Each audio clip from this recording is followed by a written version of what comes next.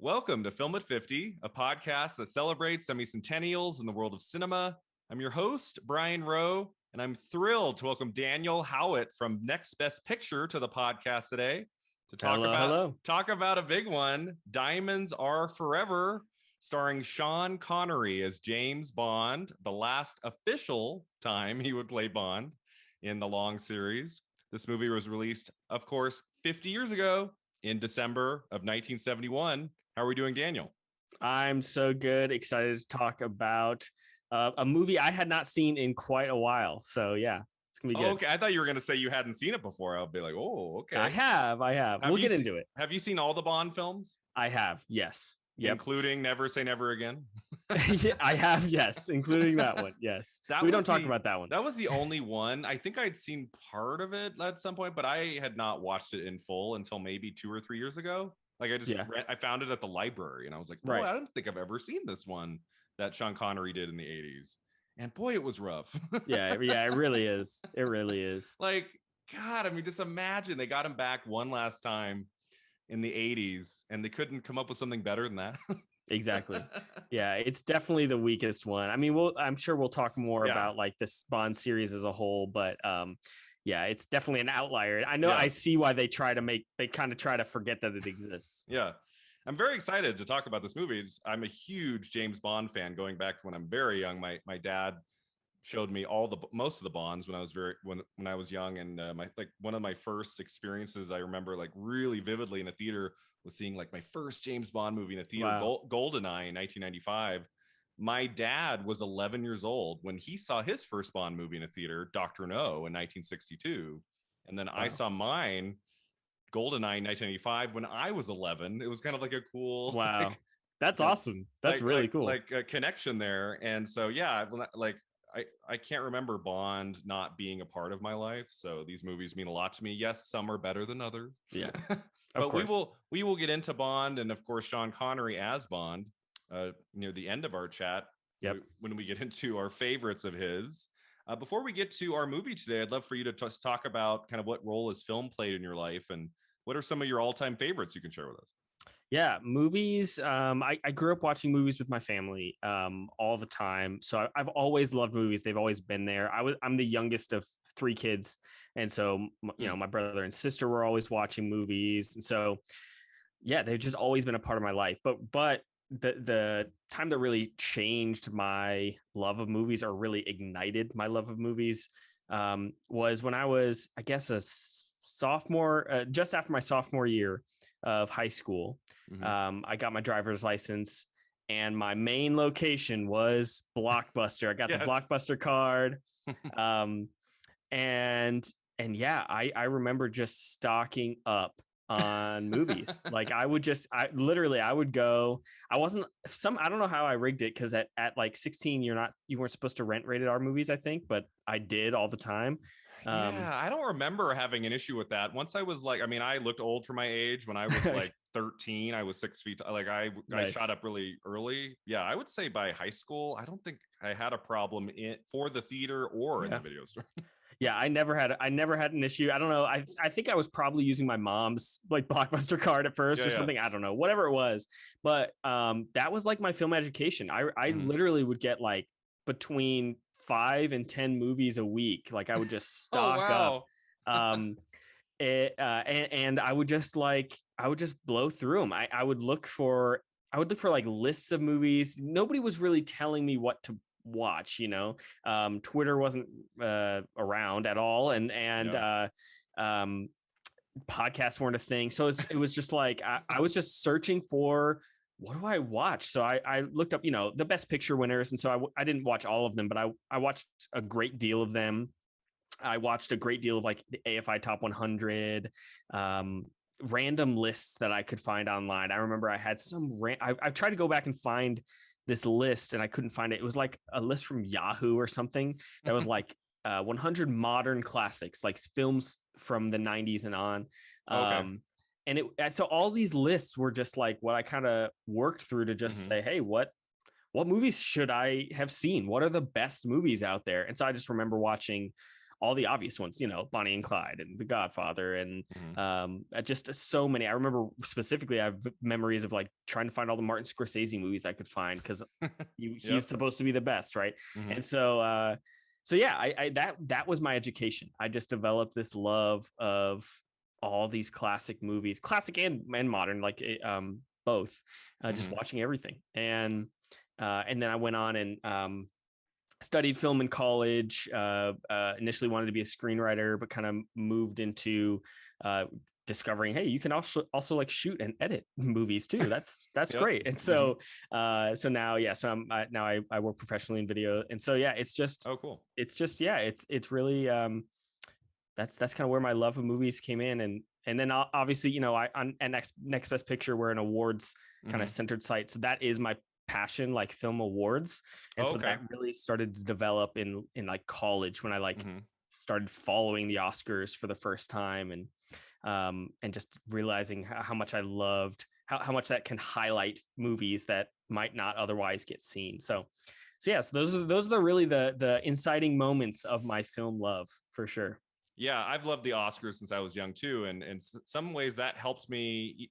Back in the '90s, sometimes, I mean, there was obviously the internet and you could find stuff online, but when I'd be like, okay, what are some older films I should watch? When I was younger, I would just look and see like what were the nominations, what were the winners in the past. There were a lot of books you could find at used bookstores, and like you could find like that record in like a print book. And so that was kind of my education when I was younger, like 11 to 14. I would just like try to like seek out all the different films that won awards, and even just starting with Best Picture is a good way to start. I tell young people all the time, if you have no idea where to begin, just look through like the Best Picture winners of the last near 100 years, and that's a good place to start. I can't even imagine what it must be like to be a kid in high school with streaming services and Letterbox and podcasts and everything like that. But it's just like, how different would my film education, quote unquote, how different would that be nowadays? It's just wild. Yeah, I mean, I like the time we grew up. I feel like, I mean, some things are lost now. I think just going to the video store was an activity that made up a big part of our childhood, and like the idea of you just sit back and watch it on streaming. And all of the big ones, I mean, there's a lot of them that don't have any of the classic films. There's still a lot of older films that are great, that are kind of hard to track down if you're only doing streaming. That's why I have for those of you watching, large physical collection behind me, because I like having that, because you never know, because you're like, oh, that movie, it's on Netflix, I wanted to watch it, and then a couple weeks go by and then it's gone. Totally. I didn't get to it. Yeah, no, you're right. You're absolutely right. There's so many movies that like I said, during that period of time that I watched, that I have such vivid memories of just walking down the aisles, like spending a weird amount of time probably in Blockbuster. Yeah. But and just going, oh, I think I've heard of that. Let me kind of pick that up. But I'm grateful for things like HBO Max. Like, I think of the streaming services, I think they're doing a great job.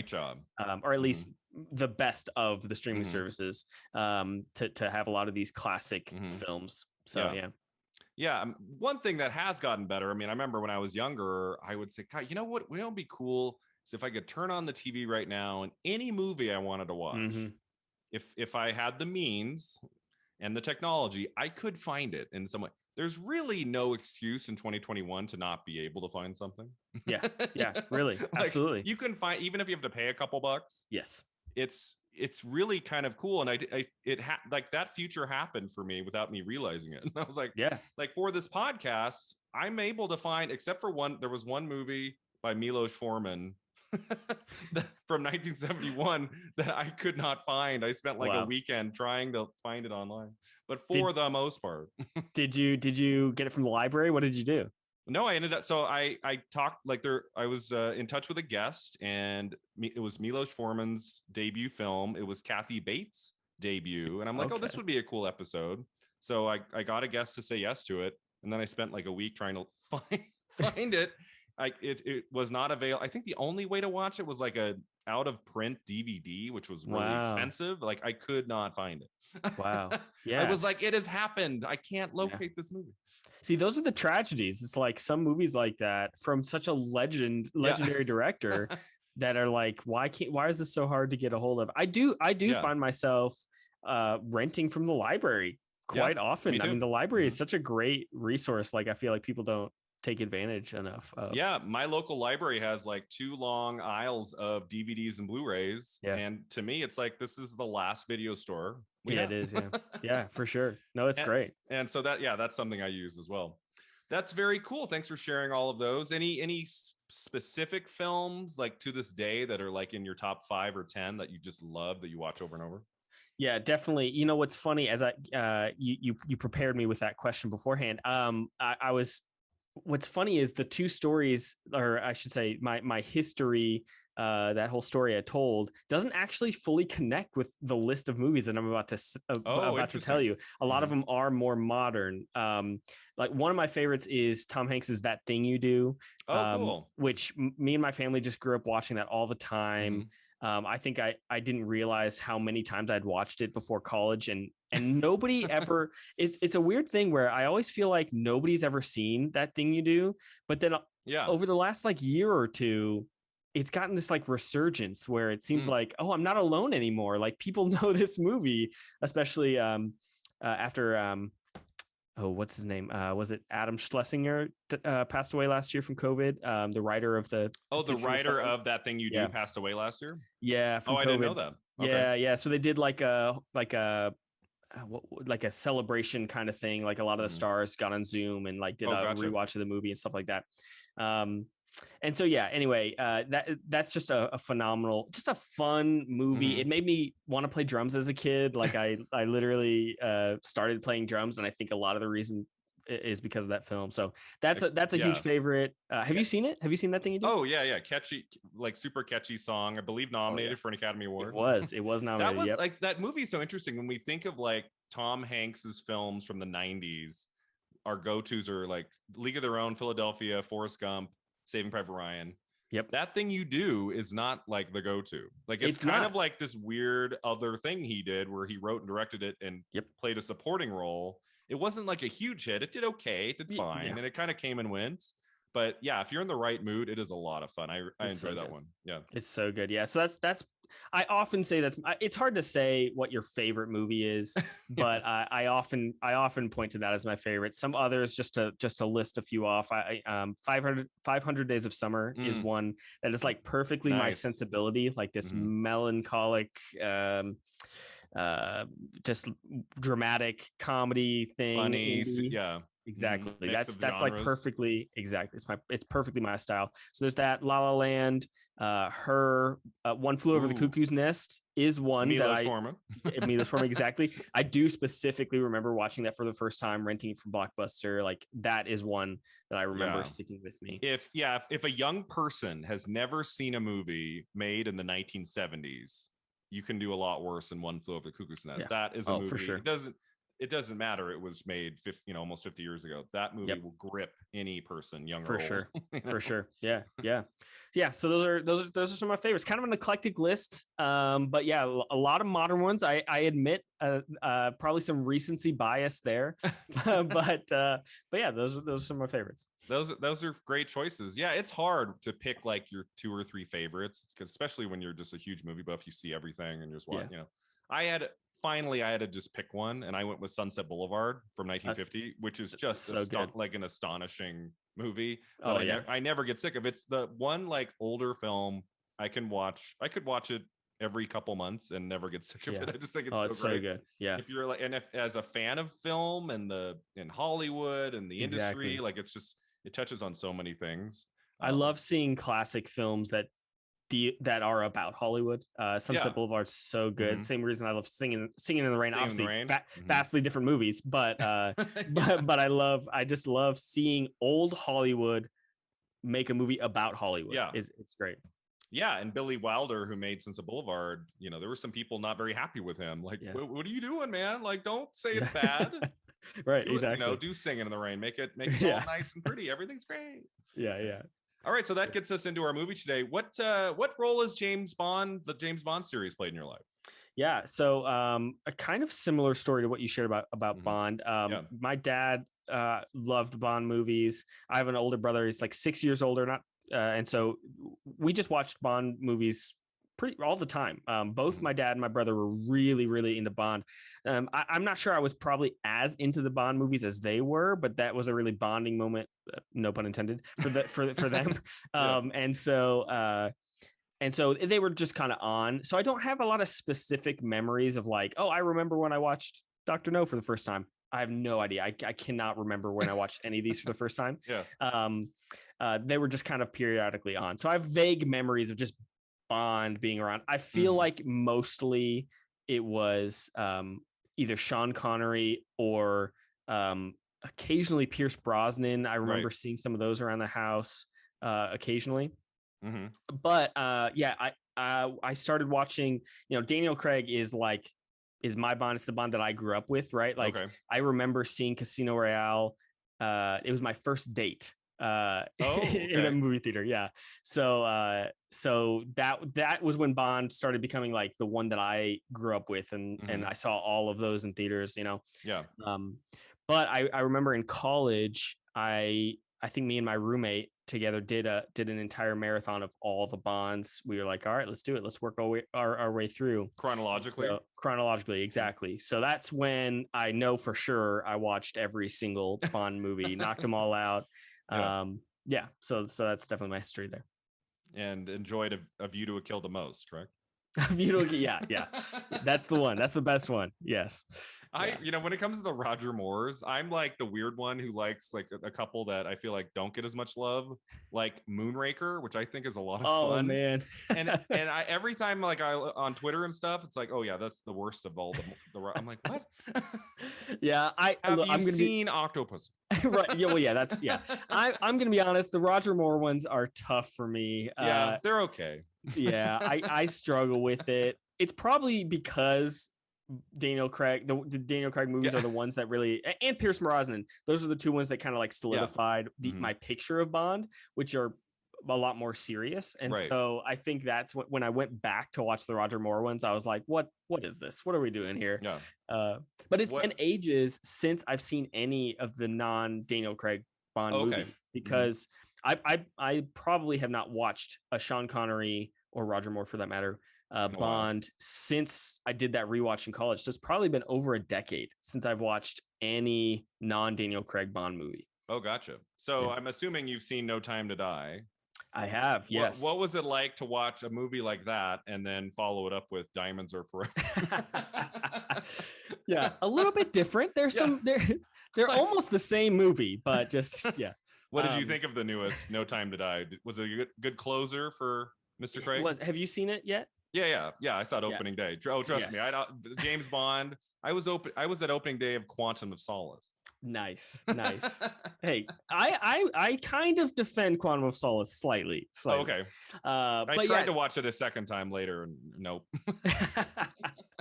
No Time to Die, I really liked it a lot. I don't think it's quite as good as Casino Royale or Skyfall, which are just like as good as it gets, but I really liked it a lot. I thought the plot was kind of whatever. It was kind of just forgettable. Rami Malek, I don't think it's his fault. I don't think he was bad, but the writing of his villain was just weak. But outside of the villain, all the other character work was so strong, so well executed, that I was just drawn in and loved every bit of character work and the closer. I won't spoil it in case anybody's listening to this while watching it, but I thought it was really, really good. Yeah, it was just cool. I was thinking back, I'm like, I don't think we've had like a closing movie for a James Bond actor quite like this one. Like, it's very much definitive, which was cool. Usually you get like a Pierce Brosnan just chilling with Halle Berry or Roger Moore in the shower at the end of View to a, like, there's no like, so this one, to make it that epic, and I won't give it away, but I said something. I saw it with my dad, which was very special. It's very cool. Oh, nice. And said, well, Dad, they finally did it after 60 years. Yeah. No, I loved that. I think our storytelling sensibilities have changed. Our understanding of franchise has changed so much that I think they had to give him an end. I think people would be pissed if we just moved on and rebooted it.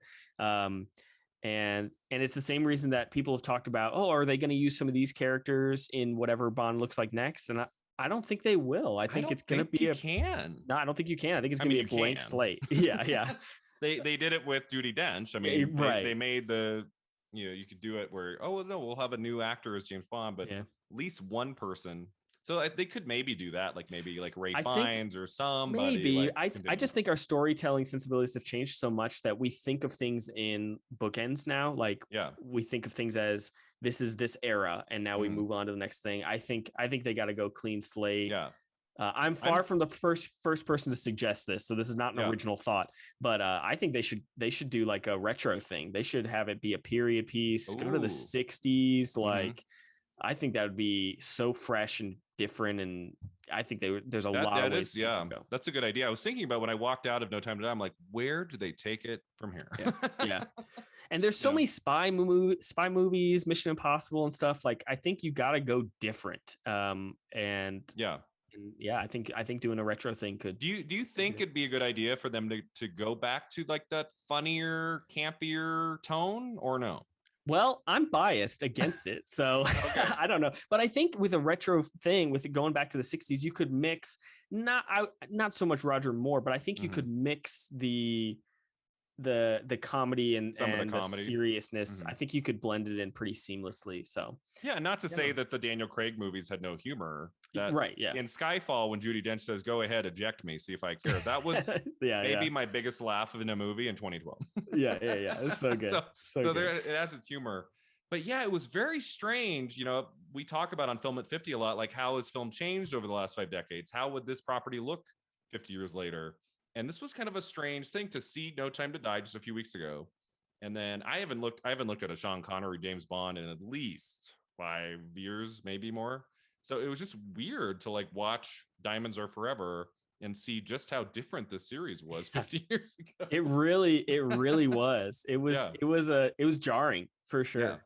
Yeah. Yeah. So I have some research on this movie. I'll share a little bit and we'll kind of, touch on what we thought of it. But so so do you know the history of like how Sean Connery came to be in this and like what was shaken out that like at this point in time? Like kind of an interesting period for the franchise. Yeah, I mean, obviously, I know that he had left Yeah. George Lazenby, and then he came back, but I don't know a lot of the backstory of why it played out that way. Yeah. So right before we started recording, I watched a little bit of I have the DVD and it has a 30-minute documentary about the making of the movie. It's like really interesting because Sean Connery was always going to do, as long as they were successful, that he was going to do five. That's what he was signed on to do. So his last one was You Only Live Twice in 1967. And then he said, I'm done. I'm out. Good luck. And then they get George Lazenby for Honor Majesty's Secret Service, which I don't know about you. I think that's one of the best of It's all so of the good. movies. Yeah.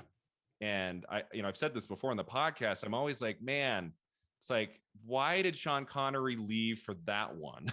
Yeah. Yeah. Like, For real. what if that had been the closer for Sean Connery? That would have been Yeah. iconic way to go out with the series rather than kind of lumber back in here with diamonds and never see ever Yeah. again Yeah. Exactly. for the cash, right? For the money.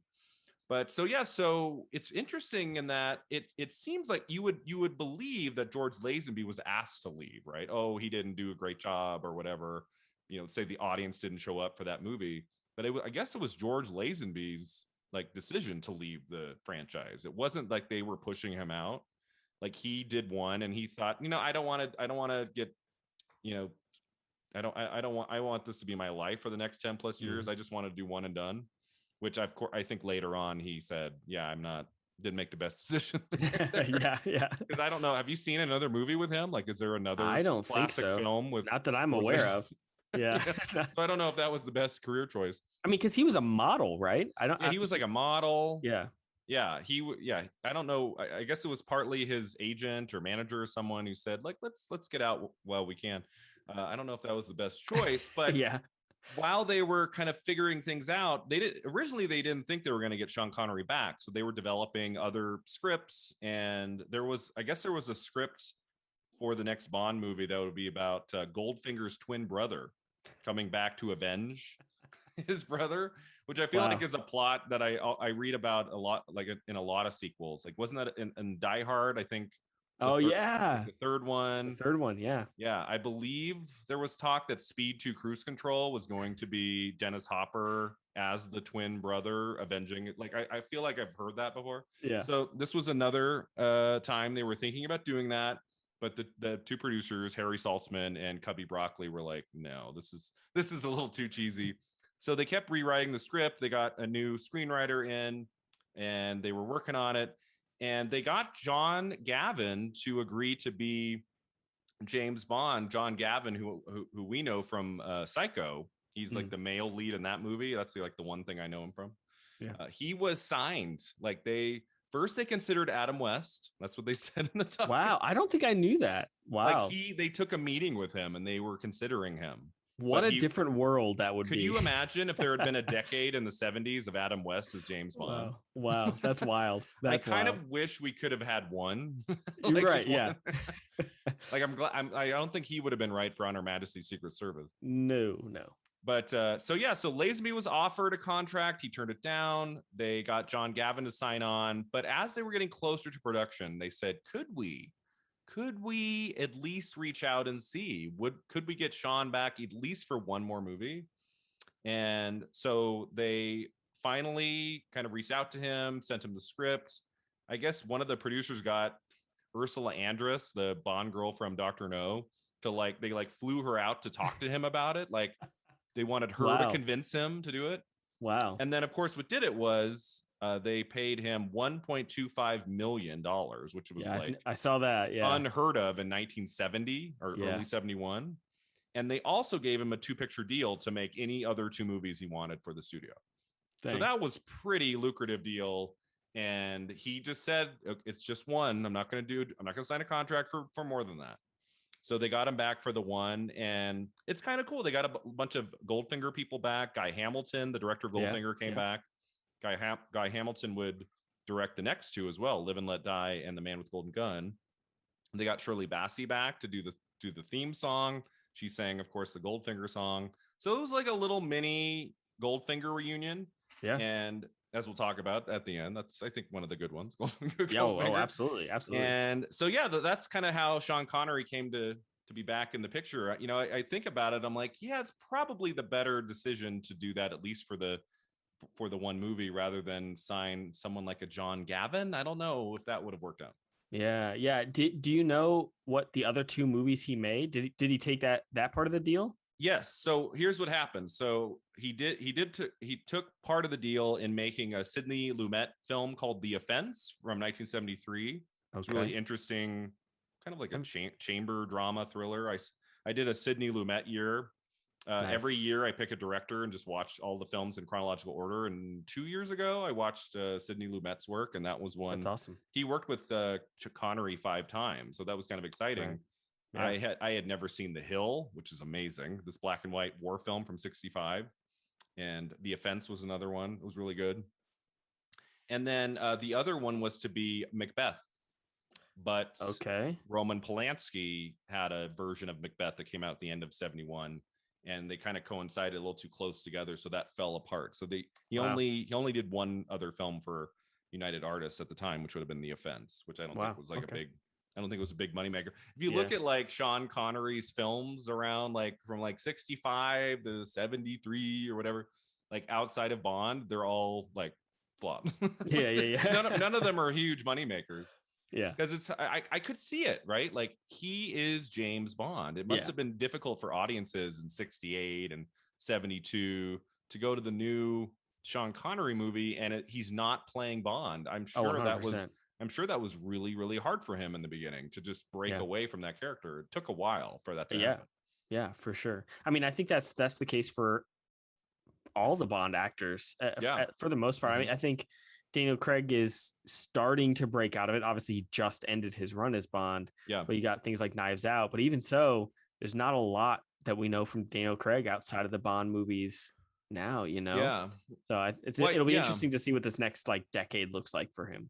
I think what helps Daniel Craig a little bit was before Casino Royale, we had come to know him as this really great actor over the course of many years. Yeah. I feel like Sean Connery, outside of that Darby O'Gill and the Little People movie by Disney or whatever.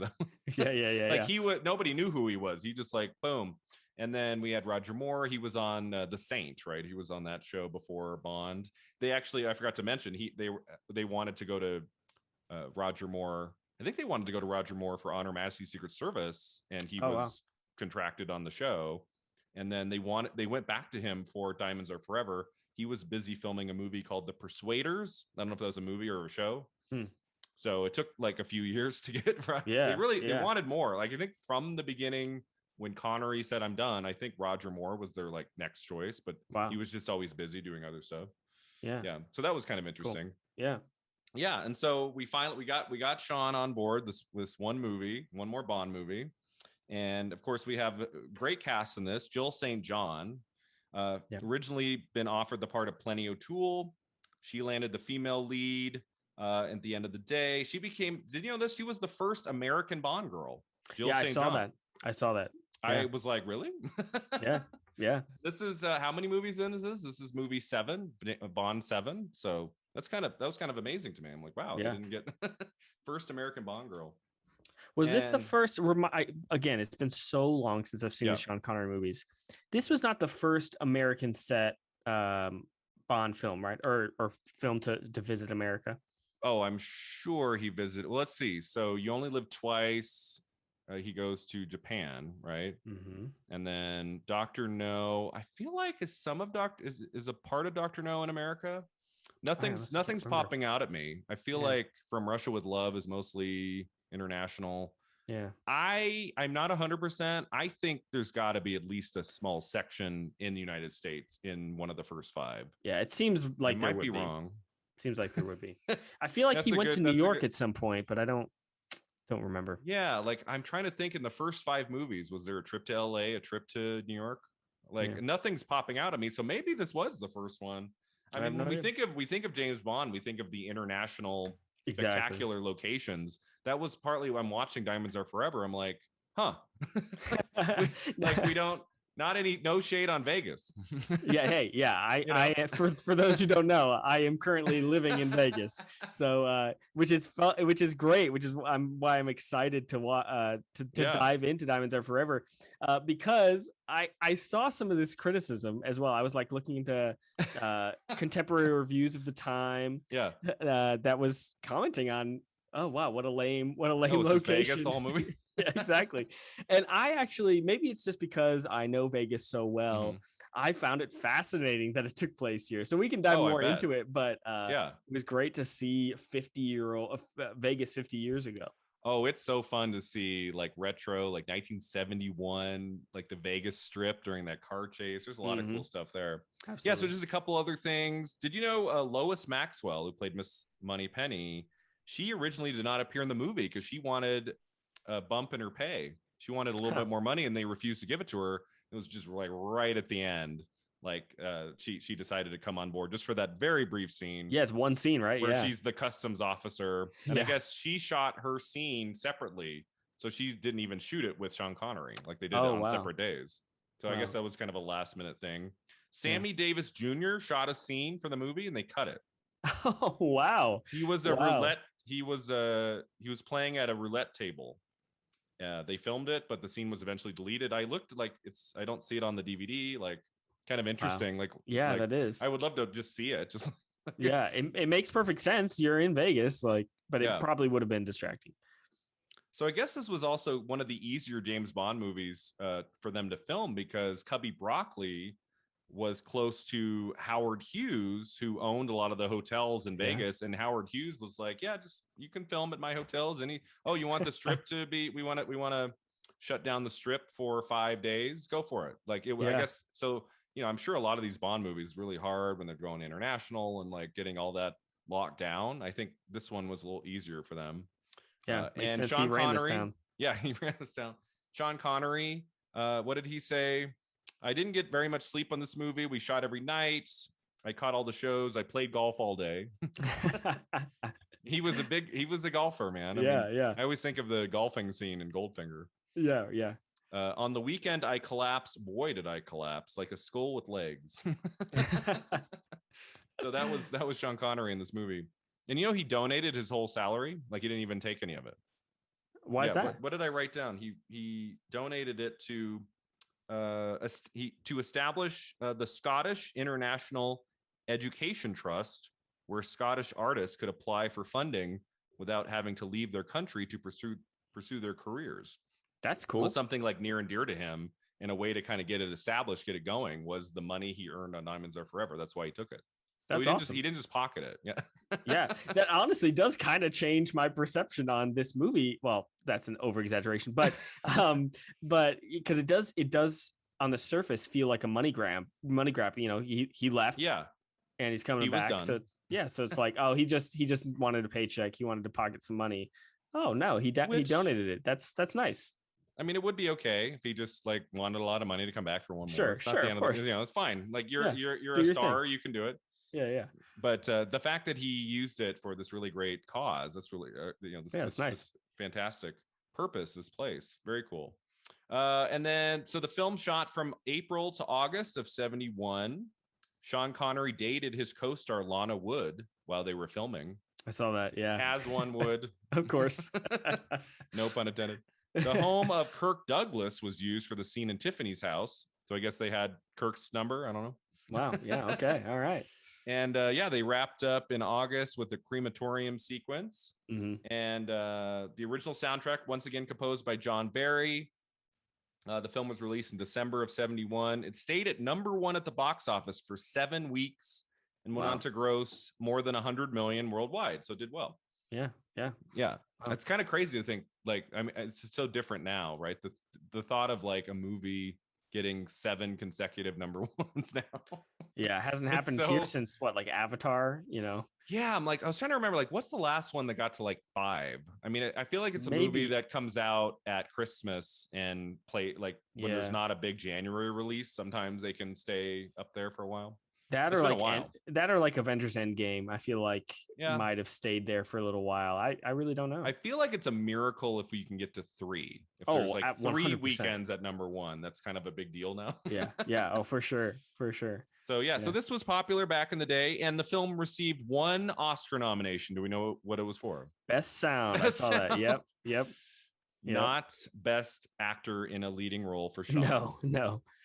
Or song, you know. I think Diamonds Are Forever is that's one of my favorites. It's a great song. It is. It's, if not the top 5, absolutely in the top 10, like my favorites. I mean, this song stayed in my head for at least a day after the movie. Same. Yeah, it's still in my head. You've got the thing on your TV right now. Every time I read the title there, I'm like, it pops in my head.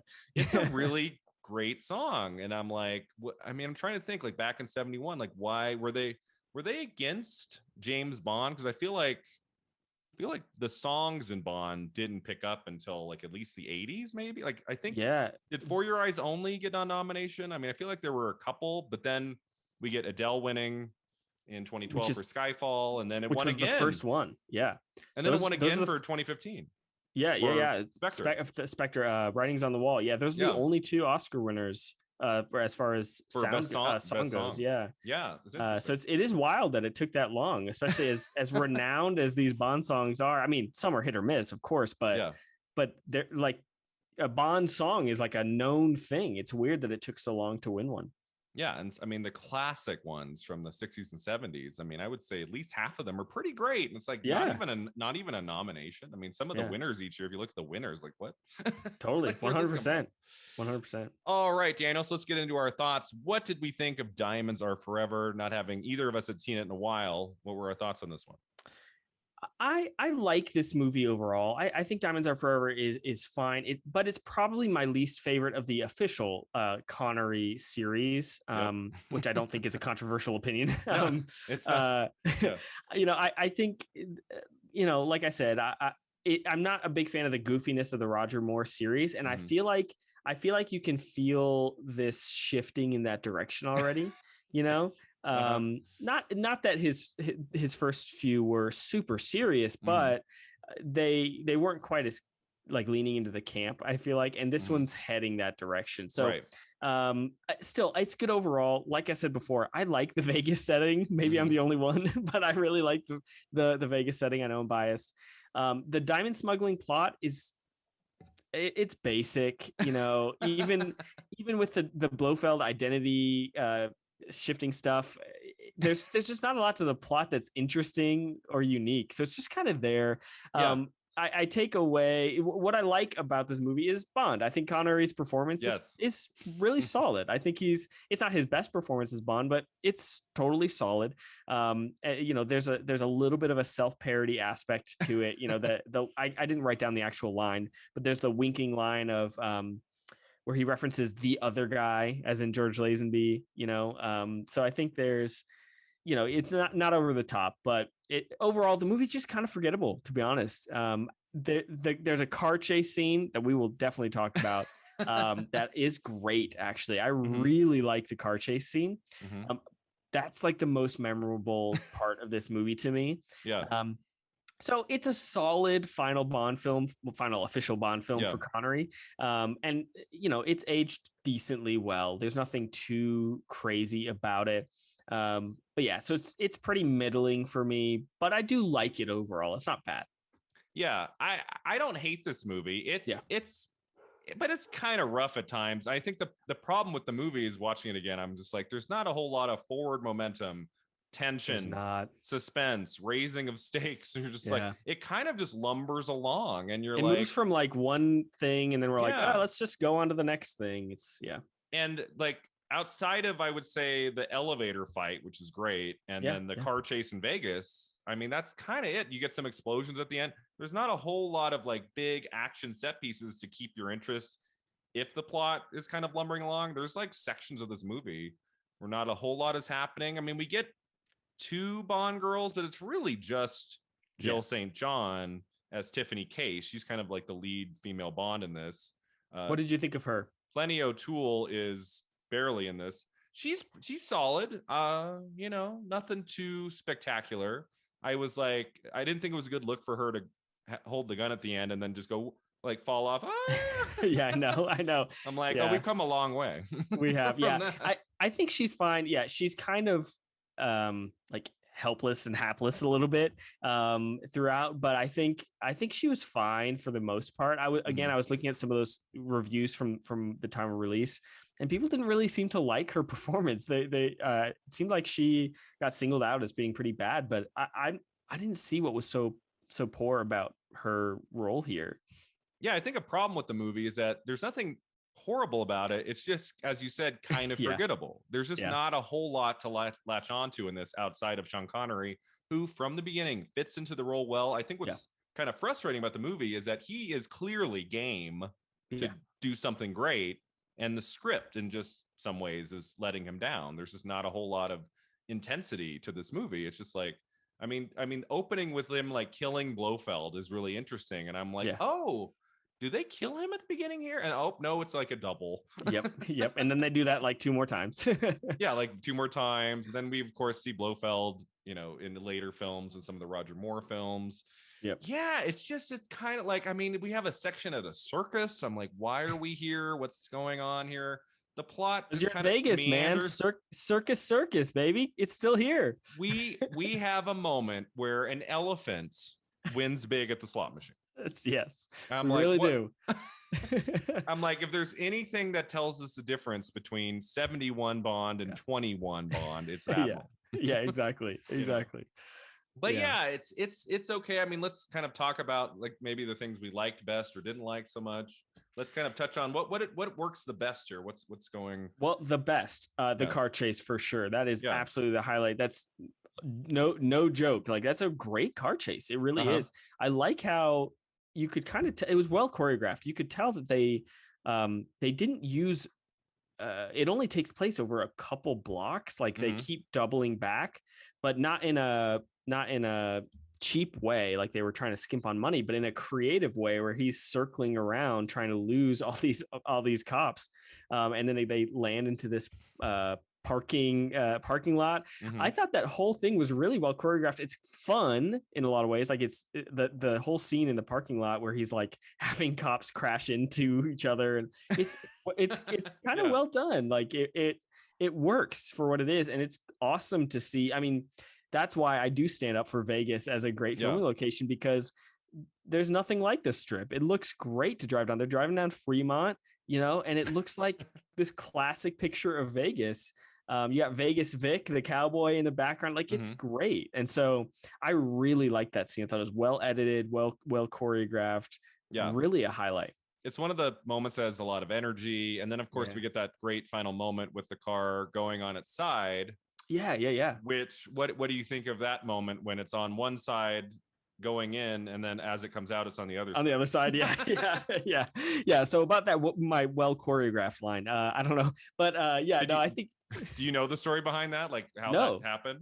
no, I Like that assumed was it was it just was an accident, of course. Like yeah. they didn't realize till later, and that's why in like editing, like at the like that they had that it's like starts on Tiffany Case's face, and then the camera goes whoop like over to Sean Connery's face to look as if Okay. the car like went from one side to the other, even though it's impossible. Yeah. No, I didn't realize that. No, that's. I mean, I saw that it was on the wrong side, Yeah. but that's funny. Wow.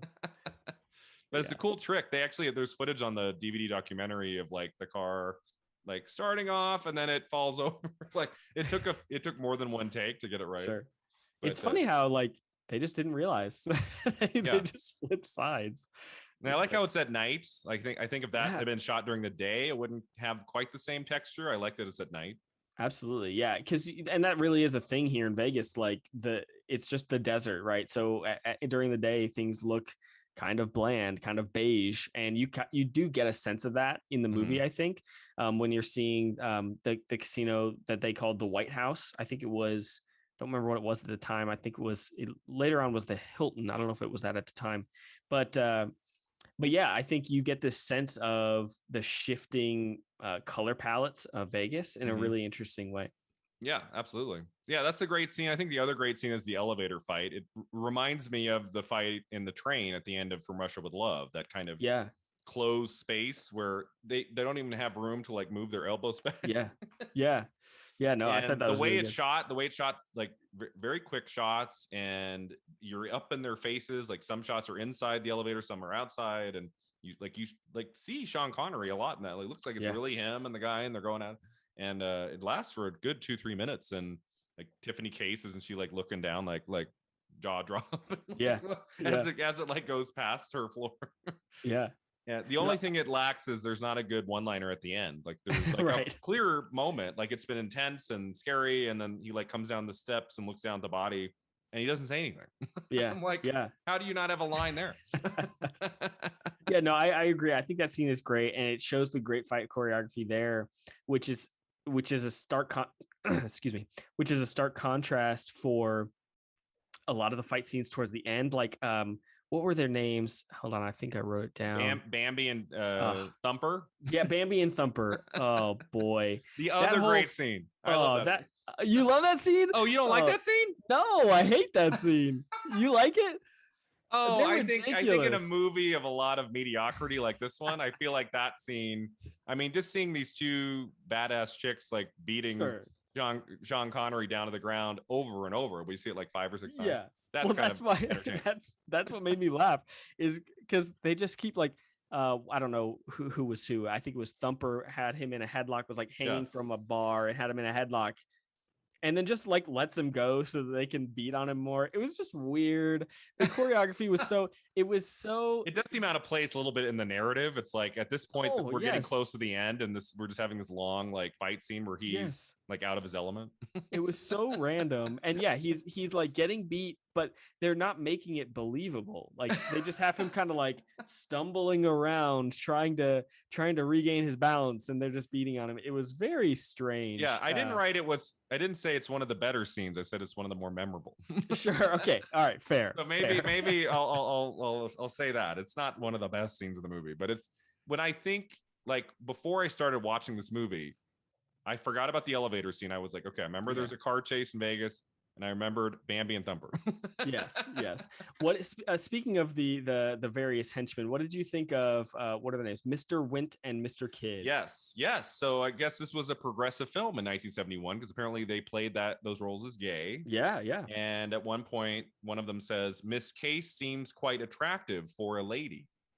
And at another I don't think I caught scene, that line. That's good. that was like on the plane or something. I remember I wrote it down. I was like, I thought I remember reading once that this is like a gay couple, and then they said Yeah. that line. I said, "Yep." Yeah. And then there is a moment where they're like holding hands as they're like walking off. I mean, they're kind of frustrating characters because they like instead of staying to see that James is dead, they always like walk away. They leave. Right. Exactly. You know, when they put him in that coffin, like he's in there, and I'm like, how does he get out of this one? Oh, like these other characters come and save him. I'm like, if those people hadn't come, like he was done. Like Yeah. James Bond was a dead man. Yeah, that cremation scene was kind of frustrating to me because I think it's poorly edited because it is he is dead. I mean, he's about to die, like for sure. And then it just sort of cuts to him being pulled out. Just over. I thought, it was just over. I was like, well, that's convenient. And saved by editing. I feel like he's in there for a good 30, 40 seconds as the flames are. I'm like, I don't think 30 seconds later he would just be kind of like doing this and like, ooh, it's getting kind of warm in here. Like, I don't think that's how it works. I think he was like done. But yeah, the ending of that scene is kind of awkward. And I feel like there were some moments like that in this movie. Like just like it's like there's a setup for something that's interesting and thrilling, and then it just like ends. Yeah, I think there's not a lot of through line. Yeah, because the diamond smuggling plot is just weak. You know, so there's not a lot tying the whole movie together. So it really is just not necessarily action set pieces, but just scenes that are, well, let's have him almost die by cremation. Okay, let's have these two female henchmen come in and beat him up. Like it's just kind of thing after thing after thing. Yeah, it's what some of the Bond movies are. It's like a series of ideas. Yeah, it is like a nice through line. For sure. I mean, there's a lot of Bond movies where I can't really follow the plot, where I don't really care about the plot. This one, the plot is okay, but there's not enough to like sustain our interest to really get excited about this one. Exactly. I mean, it has some, you know, return characters. We get Desmond Llewellyn as Q, who's great. I love him. I wish he was in more. I say that about pretty much every Bond movie. Yep. I mean, he only is in like one scene, right? I'm only remembering him at the casino. So he's at the beginning, like on the phone, like he talks to him on the phone, like for 30 seconds, very brief. And then towards the end, I'm like, is that it? Yeah. And then he comes back, and that great moment when he's at the casino and he's like going slot machine to slot machine. He keeps winning. That was good. And she's like, "How are you doing that?" And he's like, "Oh, I have this like new device." Yeah, that was great. That was another moment I really enjoyed. Felix Leiter's in this movie. Yeah, Felix Leiter, character who's in No Time to Die, and we see him in a lot of the films. He's in this, played by Norman Burton, I think his name is, and he has a big part in the movie, which was really cool. Sid Haig, the actor Sid Haig, is one of the Slumber Inc. attendants who like they pull like James into his car. There's like 3 of them in the car. Sid Haig, who would go on to be in The Devil's Rejects, House of 1,000 Corpses. I recognized him. I'm like, oh my god! And he was in another movie we watched, The Big Dollhouse, earlier in '71. So he's like kind of starting to make a little career for himself. Very early '70s, which was kind of cool to notice in both of these movies. Any other scenes that we liked we haven't touched on? Yeah. So I just liked, you know, Plenty O'Toole is barely in this movie, but I liked when she says her name and he said, named after your father, perhaps. So it's great. Of course you are too. I like that. And like her introduction with him is really great. Like I kind of wish they had more in the movie together. It's very brief, like their interaction. I couldn't believe it when he goes up with her like to have sex, and then the bad guys are there and they throw her off the balcony. And then Tiffany shows up, and then he just goes to bed with her. I know. Like a minute later, I'm like, again, thing to thing. Yeah, it's just like, the same hour. He's just like, oh, okay, Tiffany. Yeah. I will happily go with you. What does he say? Doesn't he say something like, this night turned out to not be a waste or something? Yeah. I'm like, okay. I mean, it's especially the older ones, right? There's usually 2 Bond girls. Yeah. You know, some of them would have 3, like GoldenEye. It opens with like a girl in the car, and then there's Famke Johnson, and then there's the main one. I mean, some of them have like 3. Yeah. But this one is it's mostly Tiffany. Yeah. She's in a lot of the movie. Yeah, she is. I liked at the very end, it's very Austin Powers. There's a man's job who's literally is saying 5 minutes and counting. Yeah. And then he said, and then it's like you're kind of getting into 4 minutes and count. I'm like, I want that job. Does Yeah, it come exactly. with benefits? Right. Yeah. Not the whole base thing is crashing around behind him, and he's just 3 minutes. Yeah. Does he say like 45 seconds? Like, doesn't Yeah. And I'm like, didn't Austin Powers spoof that? Like, isn't there I think so. Is it the first movie, the second movie, where at the end it's like 5 minutes? Like, I feel like that is in Austin Powers. Yes. Yeah. Along with like some of the Blofeld stuff and the cat. I mean, you watch like any of the Bond films from like the 60s or the 70s, like you see that a lot of that spoof later on in Austin Powers. Yeah.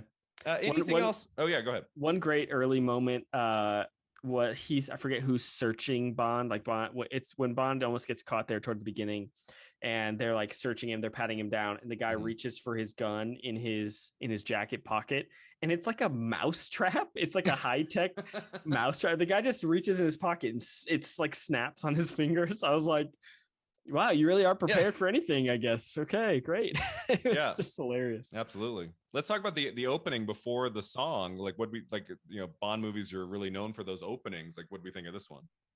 Yeah, I don't have strong memory. How does it remind me how it opens? I don't even like have a strong memory of how it opens. I was like, okay, so he had taken a movie off. Do we get like a big reveal of Connery? And we kind of do. Like, we get a couple little moments where we hear his voice very awkwardly. Yeah, they hit his face a little bit. And then he walks down those steps and he says Bond, James Bond. Like, that's his first shot in the movie. That was cool. Yeah. And there's something so striking about his look here. It's like he's not quite the most like debonair, super thin guy, muscular guy we know from the first five. Like, it looks like he's like, he's had a few cheeseburger.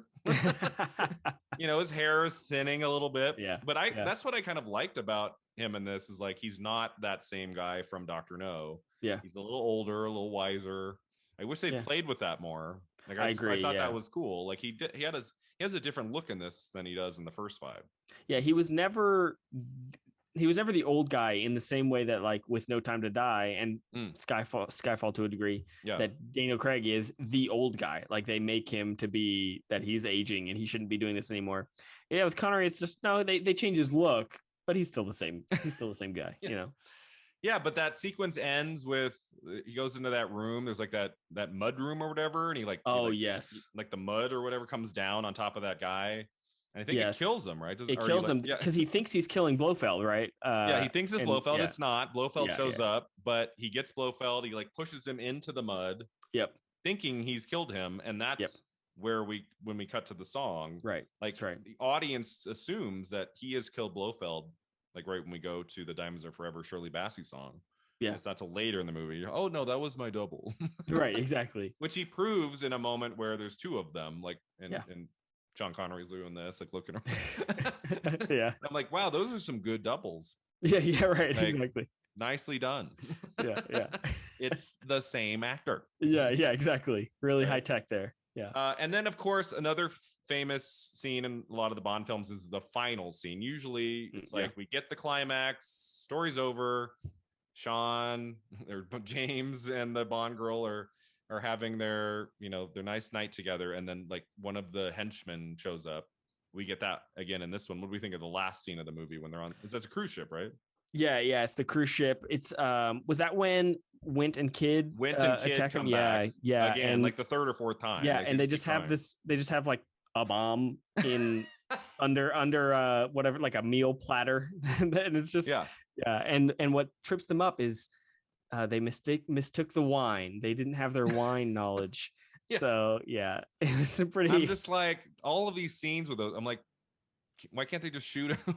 Exactly. It's like they had these elaborate, like, like, you've tried this elaborate thing like twice before. Like, just take him out. That scene is very much spoofed at the end of the first Austin Powers. Like, with the Odd 100%. Job character. Aren't they like on a ship, like at the end? I think so. Yeah. Outside on the balcony, and they have a fight with the guy at the end, and it's like, I think the Odd Job character in Austin Powers is like bringing in food. Like, I think you're right. I think the scene at the end of Diamonds Forever is very much the end of Austin Powers too. So that's another that's another spoof it has. So that was I like the end. I mean, it's a little silly when he's like, on fire and he's just jumping off. He's totally on fire and he just leaps. Yeah. And it's like, Very and it's weird. like so silly. He has a final, I can't remember what the line is. He says like a line at the end. Then they like look up at the stars. Yeah, And he has yeah, this big smile on his face. yeah. I mean, it's not a And bad way. It's not a bad final shot yeah, for Sean Connery as an official James Bond. It was like a nice final shot when he's smiling. It's like he's smiling. He's like, I'm done. yeah, yeah, exactly. Yeah. Time for the next guy. One thing we didn't talk about Yeah. is them faking the moon landing. That scene is very it's and it's not commented on. It's just yeah. there. Yeah. So it's like, oh, I guess you're taking a stance here, I guess. Yeah. And he's in that, what is that, like a lunar module? Like what is that? The moon buggy thing. The moon buggy. He like drives out of the building and he's just like going down the road. Yeah. And it's just out of nowhere. It's not part of the plot in any way, shape, or form. Yeah. It's just his excuse. It's just the way in which he gets a vehicle. That's it. Yeah. And it's faking the moon landing. So that was fascinating. So the screenwriters were Richard Maybaum and Tom Mankiewicz. I don't know which one of them included that scene. Flat earthers. I just know it. Yeah. I don't know if they collaborated at all. I think Richard Maybaum like wrote the first script and then they brought in Tom Mankiewicz and he kind of polished it and changed stuff around, wrote new scenes. I don't think those two were like working together. Gotcha. It's what did I learn like in this book recently? Like if it like when it says written by, if it's like AND, it's like it's different than if it's the symbol. Yeah, if it's an ampersand, ampersand, it's a partnership. A partnership. If it's AND, they worked on it separately. Well, I don't know. Known that. Yeah, and I don't know when they instituted that, so I have no idea if that's how it was in the 70s or not. No clue, but I know that's how it is now. Yeah. I had never heard that until I read that in the book. I went, oh, yeah. That makes sense. That makes sense. So you would want to differentiate that. Yep, definitely. Very interesting. Anything else we didn't like so much? I mean, we kind of touched on pretty much everything. Yeah, random line. I didn't write down who said it. I think it was Blofeld. Was talking about when they were figuring out what they wanted to destroy with the satellite, and he says, "If we destroy Kansas, the world might not hear about it for years." I just thought that was great. Yeah, that was good. And what was the last line? Was he sure left with his tail between his legs? Yeah. I did feel like the movie had a few moments of one-liners that it didn't utilize. Like there were a couple. I was like, oh, that could have been a funny joke. But then again, it's like, do I need a quip every single time? Right, like exactly. So you don't want to overdo it. But there are some great ones in the first 5 with Connery. Yeah. I felt like could have had maybe 1 or 2 more good ones. We get Blofeld and Drag at the end. What do we think of that? Yeah, that was very strange image. Yeah, I was okay. Guess that's where we're going with this. That kind of threw me. Yeah. And yeah, I mean, not to say I needed a bunch of exotic locations. I felt like Amsterdam was a little bit underused. Like I feel like we could have we go to Amsterdam and then they have a fight in this tight little elevator. Yeah. Yep. I'm like, maybe a boat chase, maybe something there. Yeah. I did read that because Sean Connery was so expensive on this movie that they couldn't really afford to do some of that bigger stuff that they would do on a normal Bond. That makes a lot of sense. Salary was so high. Yeah. They were like, let's just focus on him and the story and not make it so much about spectacle. That makes a lot of sense. And and you can tell that, I think. Yeah. All right, cool. So anything else about the direction of Guy Hamilton or any other performances we haven't touched on? Performances, no. Yeah, the direction of Guy Hamilton is fine. Obviously we talked about the highlights, the elevator scene and the car chase, but Guy Hamilton's kind of a workman kind of director. Like he doesn't bring attention to his style. Nobody knows of a Guy Hamilton movie. You know what I mean? Like, he directs Bond movies. Outside of Bond movies, I don't know. Don't think I've seen a single Guy Hamilton. Yeah, film. No, I meant to look up his filmography. I didn't get a chance, but I mean, I really just think of him as the James Bond guy. I mean, the fact that he made Goldfinger is so great. Like the fact that his touch on Goldfinger is so amazing, and that it didn't translate to some of the other 3 he did. Yeah, it's kind of interesting to me. It does kind of show that he's a little bit more of like, as you said, a workman-like director. Yeah. Just kind of, he has to just go by the script. For sure. If the script is not there, there's only so much he can do. But I think where he shows his talent the most is the elevator scene. Like that was cool. I thought that was really neat. Kind of an homage to the From Russia with Love scene. the first two Bond movies, of course, directed by Terrence Young, who was a fantastic Bond director in his own right. So yeah, so kind of my last question on the movie is like, how does the film hold up 50 years later? If they were to take this story and turn it into a Bond movie now, how would it be different? How would it be the same? What do we think? Yeah, we talked about this at the beginning. It is an interesting question. How does this movie hold up 50 years later when we just had, a great Bond movie, really epic, weeks ago? I think it holds up okay. It's one of the weaker Bond movies overall, but it's still good. It's still enjoyable. Yeah, fun watch. yeah, it's fine. Exactly.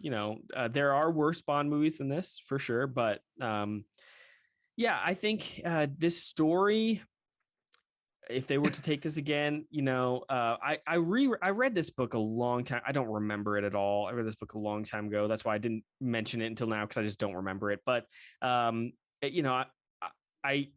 the story here as presented in the film is like we've said is pretty weak. It's more just getting from place to place, and so it's kind of hard to say. I do wonder how much more they're going to start relying on the Bond books again, in the next franchise, because it's been since Casino Royale. It's been 5 movies ago that they've relied on a book. So I think they're going to have to start coming back and recycling some of these at some point. That's a great point. Like, will we see in the next 10 to 20 years a new Goldfinger, a new Dr. No? Like, not the character, like they take the book, they take the old film and they remake it with a new actor. And obviously they would change stuff, but could they do those stories now? Would they set it in the 60s? Like, do you think we'll see remakes of some of those old movies? I think as long as the Broccoli's are in charge, I would say no. Right. Because they seem to be very protective of it. And I mean, good for them. I think that it's shown that they have really good control over this, because they're still making overall really good movies. So I would say no, but not for Dr. No or Goldfinger, but I think, could they remake some of the lesser Bond movies? Maybe, I think they've made a movie out of every Ian Fleming. Yeah, I think there's a couple short stories I want to say, like, it's all been translated to film. Yeah, not every author can say that. Right. Yeah, exactly. So I think at a certain point they do need to start going back to the books, at least in part, make it something different. That's fine. But I think it would be unwise to start tackling Goldfinger right away, or Dr. No. But some of these other, like, if they said, hey, our next movie is going to be a Diamonds Are Forever remake, or we're going to adapt the book, I don't think people would be up in arms, saying you can't do this. You say that, like, if, let's say they said we're getting a new Bond, and let's say it's a really good choice, and they say we're remaking Goldfinger, it's going to be Goldfinger, and they get an amazing actor to play Goldfinger, and what are we going to do? Not go see it? Right, that's true. You're absolutely right. It's just a bold move to start, if they're going to start this, to go to like one of the best Bond movies. That's true. It'd be risky. But I'm like, when we think of like IP now, which is so big, it's like titles that people know. Like, it's true. I don't know if everybody would know Diamonds Are Forever. A lot of people would be like, eh. Whereas like Goldfinger, like, people would be like, ooh. I think they would intrigue like general audiences. Like, oh, I might go check that. I don't know. I don't want to put this idea in. Yeah. Edit this out. I don't know. Yeah. Do you want to see like a multiverse of James Bond, like, where we get like an Odd Job movie, a Pussy Galore movie? like if there was a Disney Plus for. Yeah, like somebody already made a Pussy Galore movie at it. But anyway, can you imagine if there was like a Disney Plus for Bond, and it was like how we're getting all of these Disney Plus Marvel series, like 3 or 4 a year, or whatever it is. There's a world that for Bond. There's a world in which something cool could happen out of that. I don't know. I really like how protective the Broccoli's have been over this franchise. It makes it, even though it's weird to say, because there's 25 movies now. 25. But so that's more than most franchises. So I feel like it would start to cheapen it at a certain point. If you start to have, I think you could have interesting series. I think an espionage series set in this world could be really cool, but I think it keeps Bond really special in that it feels like an elevated franchise for in some way. It feels like more important than Marvel or something like that. It feels more special. Yeah. Even though Marvel movies are great, but Mm-hmm. I think keeping it really special is No valuable. Time to Die really felt like an event. It had been It did, yeah. 6 years, and they're not pumping one out every other year, Exactly. which Exactly. they were doing in the past. I mean, if you look at from 1962 to 1989, I mean, Yeah. it's isn't that it's almost like one every other year. Yeah, just about. Yeah. The first four with Connery is every year. It's 62, 63, 64, 65. Yeah. So it is weird, like when you look at No Time to Die, and it's like, oh, it's been a while. Yeah. Yeah. Not for planned. sure. It was supposed to come out in April 2020. It wasn't their fault, but yeah, and bumped from 2019, which I'm sure they absolutely regret. But could you imagine if you were one of those who you were on the schedule for just November, December 2019, you decided to push it to spring? That's hard. Whoever made the decision is probably not really. It's like, what did I read recently that the new Top Gun Maverick with Tom Cruise, like they shot it in 2018 and it was supposed to come out in 2019, but they decided to push it to 2020, and now it's coming out in 22. Yeah, exactly. 4 years later. Yeah, that's hard. That's hard. That's very unusual for a movie of that stature to take 4 years to reach the screen after they shot it. It's kind of interesting. Yeah. So speaking of Diamonds Are Forever, I think it's most famous as being his last official movie as Bond. They got him back for one more. I think if you haven't seen it in a while and you're kind of doing you're binging all the old ones, this one I think is important for that reason, and to see Sean Connery do it, just really well, even in a script that's not one of the best of those older ones. Like, I think he kind of gets you through the movie. If George Lazenby had been in Diamonds Are Forever, it could have been deadly. Yeah. Yeah. Like, George Lazenby is a little flat, a little stiff, and one in On Her Majesty's Secret Service, but the story and the stakes and the romance are so great, so good that it makes up for it. It's fine. Yeah. But I think Sean Connery matched with the lesser material here, it makes it so it's still okay. It's entertaining enough. It's not a bad film. It's just it could have been better.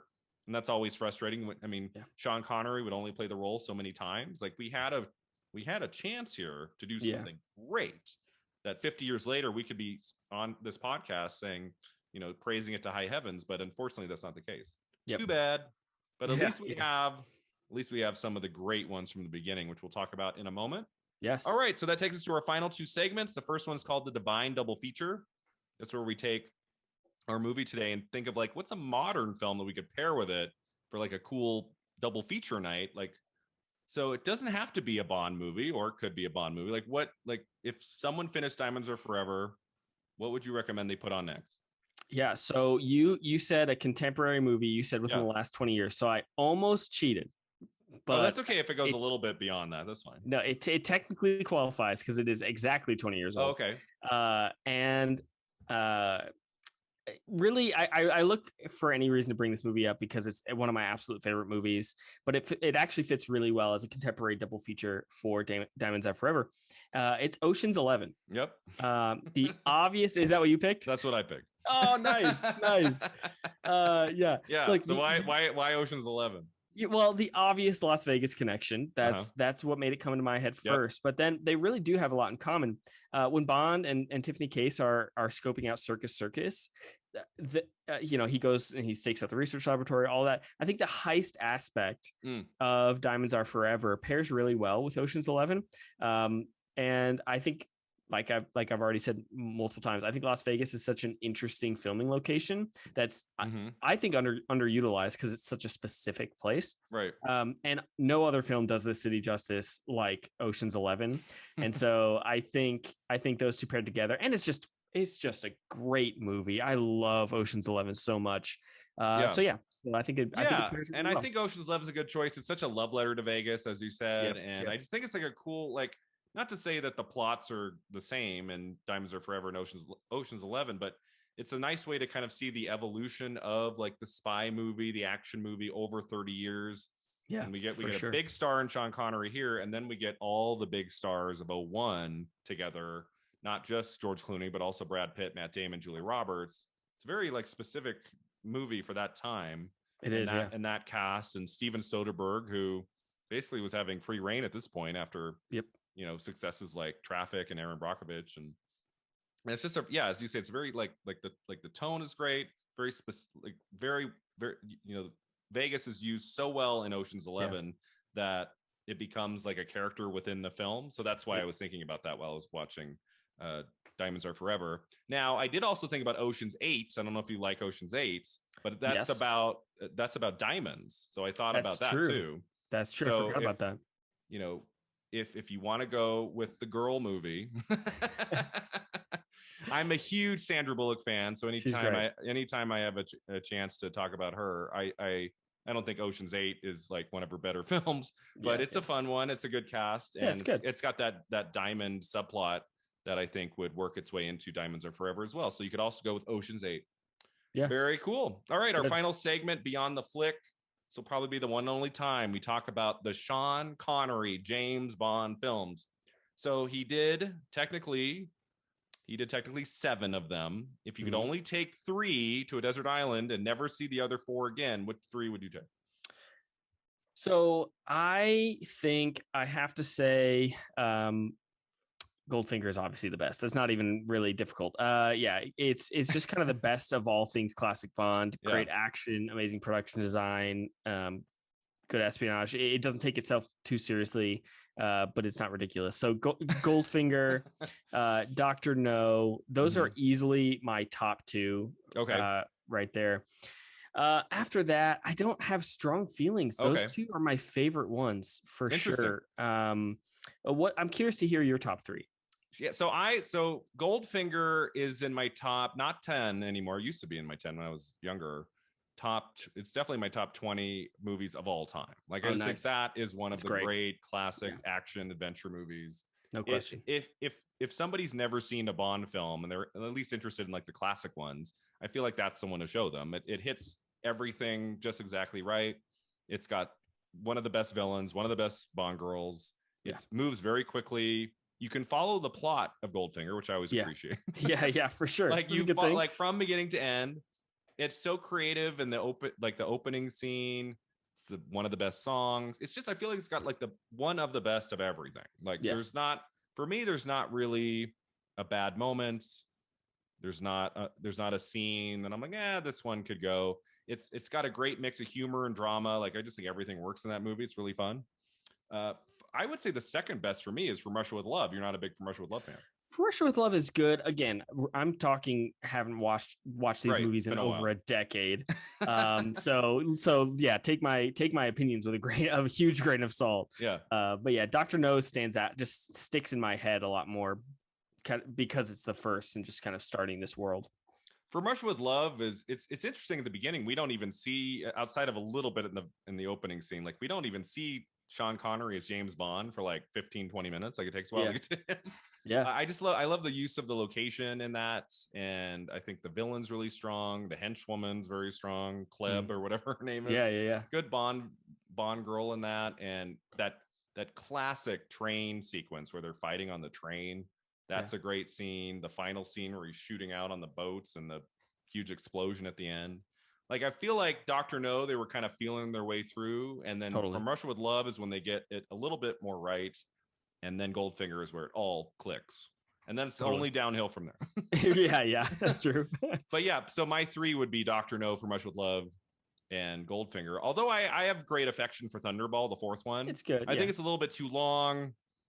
There's a little bit too much they're throwing at the screen in Thunderball. The underwater stuff goes on too long. It's like 20 minutes or whatever it is. It's like, okay, we got it. But there's a lot, like it's like you can tell like it's not quite as strong as Goldfinger, but they're still doing a lot of things really well. You Only Live Twice. I never remember much about it. Like it's fine. Roald Dahl wrote the screenplay. I always remember that. I forgot about that. Yeah. Right. And I like sitting here right now. I've seen You Only Live Twice at least 2 or 3 times. I can't even tell you a memorable scene from that movie. Like off the top of my head. Yeah. So, and you can kind of like, there was like a feeling, I think, by the fifth one that he was kind of tiring of the role, wanted to do other things, just had to fulfill his contract for the fifth one. Totally. Yeah. Would I say that You Only Live Twice is better or worse than Diamonds Are Forever? I think I'd have to watch it again. Yeah, that's true. I mean, it is like a 60s movie before he left the role, so I think I might lean a little bit more to You Only Live Twice, but I'd have to look at it. I just think the first three, and it's weird in a franchise that's lasted 60 years and 25 films, like the fact that the first three are so strong is really that's cool. True. Yeah, sometimes it takes a few movies for them to get it right. Yeah, definitely. And that wasn't the case here. All three, I mean, you can nitpick some of the stuff in the first and the second one, but they're really great films. And the fact that they still hold up all these years later. And then he came back for Never Say Never Again, our favorite. Yeah, right. Exactly. Which, man, that was rough. I'm like, wow, like how did they get it this wrong? Yeah, really. The Year of Octopussy, which is another one of the worst Bond films. Yeah. Rough year for Bond. 83 was a rough year for Bond. Yeah. That was just not a great time for Bond, like the mid 80s, like that. Yeah. They're finding their way. I don't know about you. I'm a big fan of Timothy Dalton in the role. I really like what he did with it. Like, I think especially License to Kill, the second one, I think it's one of the most underappreciated Bonds. I love that second one. Really cool. I totally agree. His films are kind of darker, and I really like the vibe he brought to it. It's like, for me, I think Timothy Dalton and Pierce Brosnan's they had opposite issues with. I don't think Timothy Dalton himself is that great as Bond, right? But his movies are really good. And then for Pierce Brosnan, it's the opposite. I think Pierce Brosnan is great, and Goldeneye's phenomenal, but the rest of his movies are just really weak. Even that he's great and his movies are weak. So. I don't hate any of the Pierce Brosnan movies, but I do feel like they get worse as they go on. Like, I think Goldeneye, they just hit it out of the park with that one. So same director as Casino Royale. Martin Campbell, right? He directed the first one with Brosnan too. Maybe they'll get. Is he still directing? Could they get him for the next? Yeah, he's done some weak stuff recently, so I'm not sure if we're maybe not so much. Yeah, but Goldeneye is great, and then they just. I mean, the other three are okay, but there's nothing quite like Goldeneye. So I would. In my top favorite Bond films would definitely be the first three with Sean Connery. What's your favorite Roger Moore? If you had to pick one. It has been a too long. I just remember not being a fan. Like, kind of for me, it was kind of a slog to get through. So I honestly would struggle to name one right now. Yeah, I mean, I think the most entertaining of all of them is Moonraker. I don't know if it's the best of them. I think For Your Eyes Only is really interesting. It's a little darker film for him. But the fact that he made 7 films, and I've never been a big Roger Moore fan. So that one's kind of tricky. But I think I would put up there with like Goldeneye, and Skyfall was my favorite of the 5 Daniel Craig's. That movie was just like incredible. It was so great. I can never decide between Skyfall and Casino Royale. For me, those are both like paired together. I'll watch Casino Royale, and that's my favorite. Then I'll watch Skyfall, and that's my favorite. I can't decide. So good. I felt like Skyfall was the Goldfinger for Daniel Craig. I just thought, Casino Royale is also fantastic, but just the progression to Skyfall and where that story goes and how they use not just him, but the other characters, really interesting. Sam Mendes, just phenomenal director, and really got it right in Skyfall. And there's really not a James Bond movie that I say I will never revisit this ever again. Like, I totally if you're agree. in the right mood, sometimes like a goofier one is fun to put on. Sometimes you're in the mood for a really epic one like Skyfall. It just kind of depends on the mood. And I love this franchise. I'm excited. I get to talk about many more of these, even if they're with Roger Moore in the coming years. We will get into some more of these. But thank you so much for being here, Daniel. This has been a lot of fun to talk about Diamonds Are Forever with you. Anything you'd like to promote? And if you can tell our listeners where they can find you online, that would be great. Yeah, you can find my work at nextbestpicture.com. We write about awards. Award season is ramping up. So we're talking about the Oscars, all of the movies that are coming out. A lot of my work is interviews. I interview a lot of talent around, and so we're going to be ramping that up. So that's what I love to do. So you can find that, and follow me on Twitter at HowatDK. It's HOWATDK. Fantastic. Thanks so much for being here, Daniel. This has been a lot of fun, and thanks to all of you for listening. You can find us online at filmat50.com. We're on Facebook, Twitter, and Instagram. And until next time, remember, 50 never looked this good.